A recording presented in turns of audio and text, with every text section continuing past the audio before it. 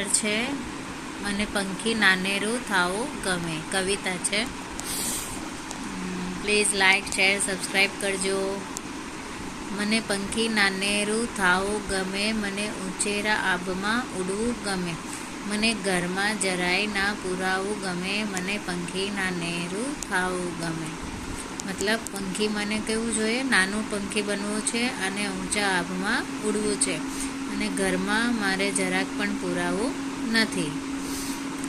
મને ઝરમરિયો મેહુલો થાવું ગમે, મને ધોધવે ધોધવે નાવું ગમે, મને છત્રી લઈને ફરવું ગમે. મતલબ કે મને ઝરમરિયો મેહુલો થાવું, મતલબ ઝરમર વરસાદ પડે છે તે વરસાદ બનવું ગમે છે.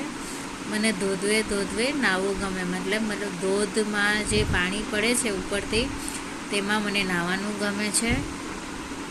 મને છત્રી લઈને ફરવું ગમે, એટલે વરસાદ પડે ત્યારે નાના બાળકો છત્રી લઈને બહાર નીકળી જાય છે, એટલે કોને ગમે છે એવું છત્રી લઈને ફરવાનું ગમે.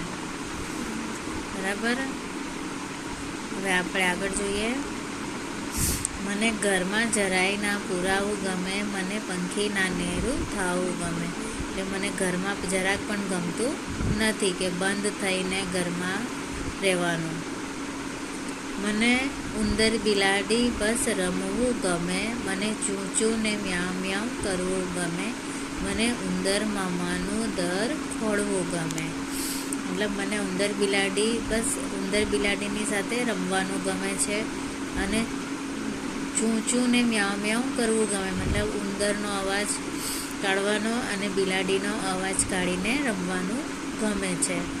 મને ઉંદર મામાનું દર ખોળવું ગમે, મતલબ ઉંદર મામાએ જે દર બનાવ્યો હોય તેને તોડવામાં એને મજા આવે છે. મને ઘરમાં જરાય ના પુરાવું ગમે, મને પંખી નાનેરું થાવું ગમે.